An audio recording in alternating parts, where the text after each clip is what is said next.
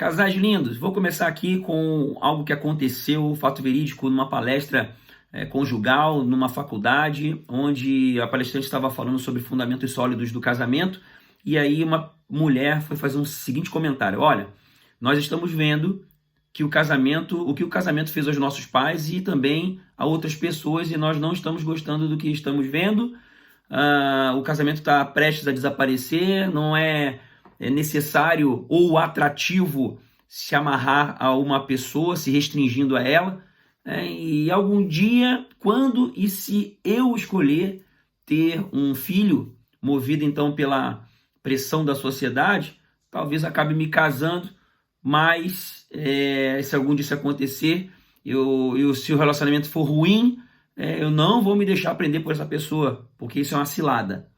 Então, esse é o código de conduta aí secular na maioria das pessoas, e infelizmente isso já até contaminou até mesmo o meio cristão, e é uma relação sem estabilidade, sem profundidade, sem cumplicidade, sem comprometimento. E aqui eu quero abordar 3 escolhas do casamento. Das 3 escolhas, o comprometimento leva a uma delas, mas antes de chegar a essa força do comprometimento, que é o tema aqui desse momento, eu quero aqui fazer uma dinâmica com vocês. Eu quero pedir para cada casal virar um de frente para o outro, né? Vamos ter um tempo legal agora. Fica um de frente para o outro, olha bem nos seus olhos. Vou esperar um pouquinho para vocês se ajeitarem, e vocês vão escutar eu falando uma frase que vai ser incompleta, porque quem vai completar a frase vai ser você. Vão ser vocês, tá?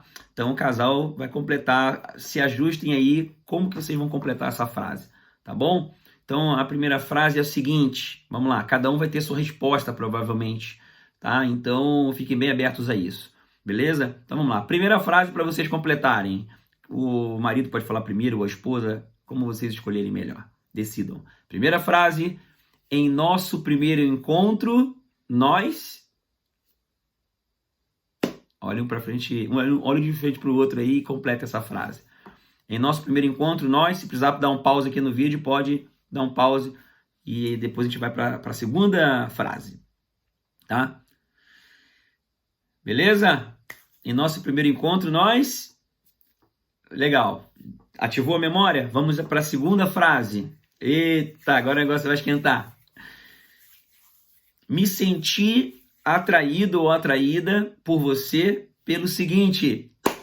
Vamos lá. Me senti atraído ou atraída por você pelo seguinte.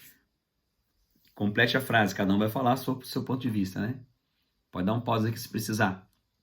E a terceira frase aqui para vocês completarem, né?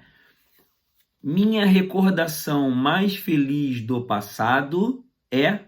Isso é em relação ao casamento, tá? Minha recordação mais feliz do passado é... Complete a frase aí. Precisa dar uma pausa aqui. Cada um responda. Deixa as memórias virem. Vamos lá. Legal? Então, como é que foi essa experiência aí de responder essas perguntas, né? Talvez algumas coisas até que vocês demoraram a responder porque tiveram que cavar bastante ali no campo das memórias, né? Com certeza houve alguma coisa que atraiu um ao outro, aquilo que chamou atenção, né? No primeiro encontro, a recordação mais feliz do passado. É interessante a gente trazer isso à memória. Por quê? Porque houve um start muito legal no começo. Só que o casamento vão passando os anos. Cada um aí tem um tempo de relacionamento conjugal, de casamento, e cada um tem suas divergências. Mas vamos lá. Voltando aqui àquela introdução, né, dessa história, o casamento está sendo levado dessa forma, sem comprometimento, sem profundidade, sem cumplicidade, e conforme isso vai acontecendo, o comprometimento vai se definhando, né? Então são 3 escolhas que normalmente as pessoas, estou falando até de uma forma secular, tá? Geral, são 3 escolhas que as pessoas têm quando o casamento não anda em cumplicidade, e acaba então as divergências trazendo problemas, se tornando conflitos, e dos conflitos vêm as brigas, que é ali a ladeira da morte, né? Como você já deve saber vendo os nossos outros vídeos ali. Então, olha o que normalmente acontece. Primeira escolha que normalmente as pessoas fazem é o quê? Quando acham que não está dando mais certo, está dando problema. Primeira coisa é o divórcio. Hoje separar tá tranquilo, né? Só que é a pior coisa, né? O divórcio traz consequências. E as Escrituras ensinam lá em Malaquias 2,16. Quer abrir a sua Bíblia ali? Abre ali em Malaquias, o último livro do Antigo Testamento. Se precisar dar uma pausa aqui para todo mundo abrir a Bíblia ali, Malaquias 2,16. É importante a gente visualizar, ler as Escrituras para poder certificar, né? Abre ali, assim que todo mundo estiver aberto, vamos ler. Então, Malaquias 2,16 diz assim, ó: eu odeio o divórcio, diz o Senhor, o Deus de Israel, e o homem que se cobre de violência como se cobre de roupas, diz o Senhor dos Exércitos. Por isso, tenham bom senso, não sejam infiéis. Então, Deus odeia o divórcio, e o divórcio nunca deve ser uma opção para casais sábios e inteligentes, tá bom? Então, a segunda escolha que normalmente as pessoas fazem, que a gente vê também nas relações, é suportar um relacionamento de indiferença. Aquela coisa que não dá mais para consertar, não adianta mais falar, né? Muitos têm um relacionamento que também vão pisando em ovos para tentar manter a situação, para não ficar pior, porque não adianta falar, um se irrita, se estoura, ou não escuta, teimoso, né? Aí o relacionamento vai sendo empurrado com a barriga, né? E vai se levando o relacionamento apenas por aparência ou por necessidade. É muito ruim. Talvez seja alguns casais estão quase vivendo isso aí, ou até já estão vivendo nesse nível, mas dá para mudar, tá? Porque nós vamos então agora falar sobre a terceira escolha, que é a melhor, tá bom? E é a escolha bíblica, a escolha cristã, é a escolha fundamentada nos princípios de Deus, que é o quê? A escolha certa é enfrentar as divergências sob uma escolha inteligente de construir um casamento maduro e feliz. Até mesmo, gente, as personalidades incompatíveis, né? A palavra que está sendo muito utilizada hoje, somos incompatíveis, né? Tem nada disso. Isso aí, essa questão de incompatibilidade ressalta mais mesmo a imaturidade, né? E a indisposição das pessoas de viverem um amor, tá bom? Porque estão vendo só o seu próprio interesse. Mas como diz lá em 1 Coríntios 13, o amor não busca os seus próprios interesses. Se os dois buscam o interesse do outro, a intenção é fazer o outro feliz, dá para funcionar assim, tem mudança. Se uma parte é egoísta, aí é mais difícil, quebra mesmo. Ainda é possível, porque para Deus nada é impossível, tá? Então, o assunto aqui é justamente esse, porque lá em Lucas 18, 27, abre ali, Lucas 18, 27, nós vemos que Deus é o Deus que pode fazer o impossível acontecer.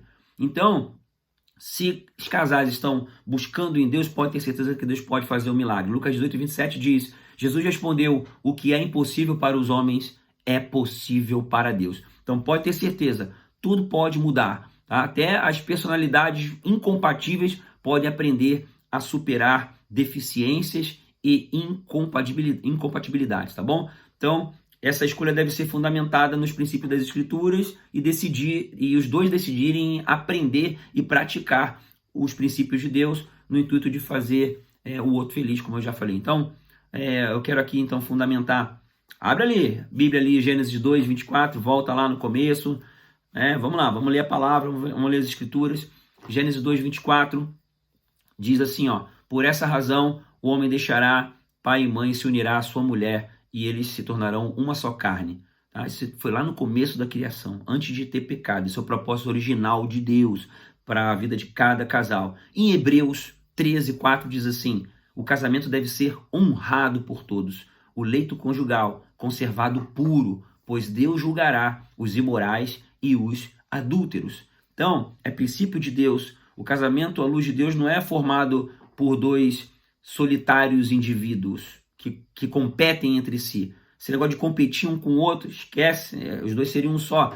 Essa é carnalidade. Então, é preciso a gente se arrepender, encarar isso, que isso é pecado, isso é errado, vai levar a um casamento ruim, né? Como talvez já tenha acontecido, cada um quer levar do seu jeito, não há uma construção em conjunto, né? Então, é muito além do que duas pessoas querendo satisfazer seus instintos carnais aí de alimento, abrigo, vestuário. O sexo, o casamento é muito mais, são um só, e não há nada na vida que é mais importante do que isso depois do amor a Deus. Então, quando a gente entende de princípio, a gente vive na força do comprometimento que traz o sobrenatural de Deus para o casamento e leva o casal a desfrutar do melhor, tá bom? Então, se ambos estiverem partilhando de si totalmente nessa direção, vai ficar cada vez melhor com certeza, lutando juntos, construindo um relacionamento duradouro com o objetivo de complementar o outro, completar o outro fisicamente, espiritualmente, emocionalmente, né, intelectualmente, tá bom? Então é preciso haver uma predisposição em melhorar a relação conjugal cada vez mais, beleza? Então, baseado nisso, a gente entende que se um casal busca em Deus, vive os princípios, o casamento não é cilada, ele é um privilégio, né? Para isso é preciso ter essa força do comprometimento, tá bom? Então nós vamos aqui terminar esse grupo respondendo algumas perguntas, tá? Em grupo, tá bom?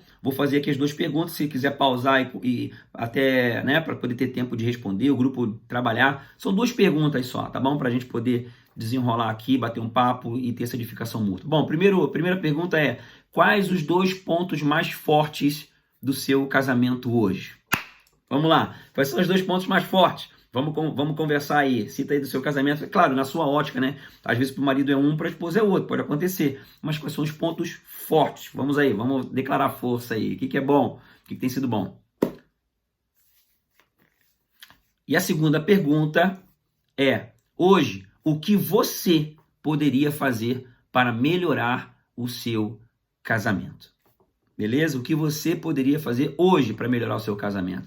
Tá? E após responder essa pergunta, vocês vão orar, né? Primeiro você se dispondo a fazer o seu melhor de forma prática ainda nessa semana, tá? Então conclua aí com uma oração renovando o comprometimento em zelar pelo casamento, pedindo a ajuda e bênção de Deus para vocês terem um casamento bem sucedido, tá bom? Que Deus abençoe poderosamente, que vocês reforcem o comprometimento de terem uma relação conjugal cada vez mais abençoada, uma construção contínua e crescente em nome de Jesus.